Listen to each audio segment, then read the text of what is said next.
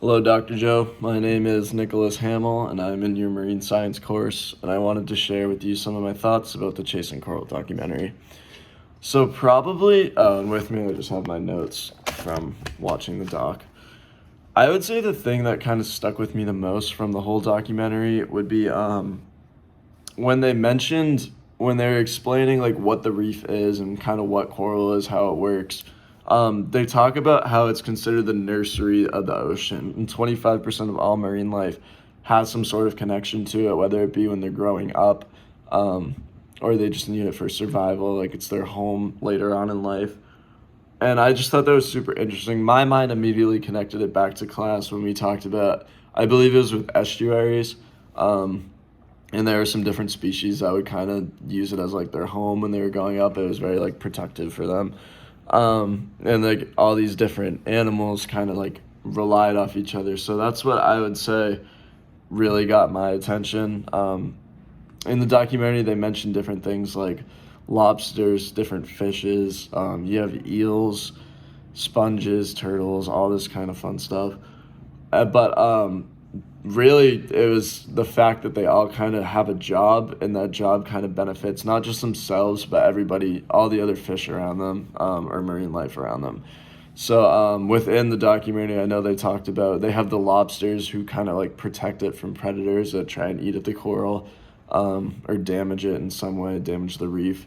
You have the fish that were considered like the farmers who would pick off pieces of coral and kind of drop it in other places, which would cause it to grow in new places, kind of like trees and squirrels and stuff. And then you also had like that fish and the eel who would kind of hunt together, even though they're two completely different species and like they're not necessarily like for each other. They just found this relationship that works. So I just thought it was super interesting to see like how they all kind of connect.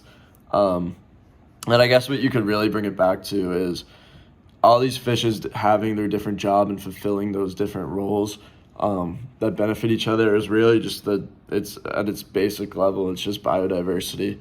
How you have different species and like they all interact with each other in some way or form. Um, and I just think it's super interesting because this is something that honestly, if I'm being completely for real with you, it's what kind of like sparked me to pick my major in a sense. So I'm global studies right now, but I have a focus in sustainability and development because this is something that biodiversity as a whole, I kind of like found out about in AP Environmental Science in high school, and I would talk about it even like after class with my teacher because I just like it was so captivating to me how like the way that humans interact with the world. Well, I guess biodiversity as a whole, just like how everything kind of needs each other to survive. It's such a delicate balance of life. But the fact that humans, like how we're living, like you could on Earth, like on land, you could say deforestation and like the carbon dioxide, how it's like, it's really, as you pick away these parts of biodiversity, it's like it creates these gaps and like everything starts to affect each other and eventually it will get to us. We haven't really seen full effects of it yet, but I'm sure it's coming very soon. Um, and then like you get the coral reefs where as we act in the way we do, putting more carbon dioxide into the air, it kind of like you start warming because the ocean's going to absorb all that heat that you're trapping before it can anymore. And as you do that, we are unknowingly to a lot of us kind of just killing those ecosystems and those environments.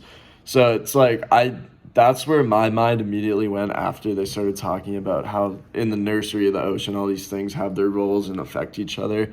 My mind immediately went to biodiversity because I was just like it like started connecting more dots where because normally the things that I looked like were more on land. So it was very interesting to me to see how um as we kind of like start warming the oceans up, you have all these different animals that aren't necessarily going to be able to function the way that they normally do and are going to have to adapt, but a lot of them can't. Um, and as that starts to happen, it goes up that food chain. It's going to get to us eventually. They talk about in the documentary, which really caught my attention, um, talking about how a lot of these fish that people eat and rely on throughout the world for protein and stuff like that, a lot of them are in that chunk of 25% of marine life that rely on these coral reefs. So as we start to affect them and damage them more and more, and they become, at the trend we're going at now, like they said in the documentary, they won't be a thing for much longer. I just think it's super interesting how that'll affect us, and not that many people are realizing it.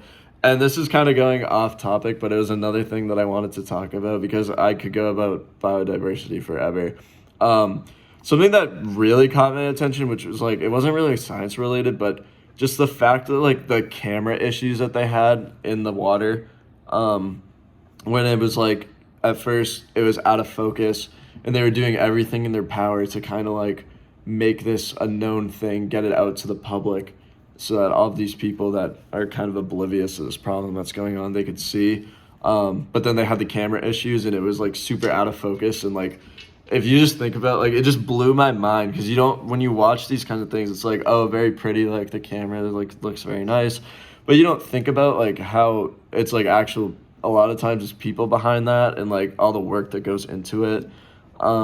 So I think that was just like super cool. And like the fact when they started talking about how the camera, like, it wasn't really working for them, so they had to start manually filming it, and it established that emotional connection. I thought that was really crazy, because again, they already kind of had this connection, but like kind of being there and seeing it every day, it makes them realize more.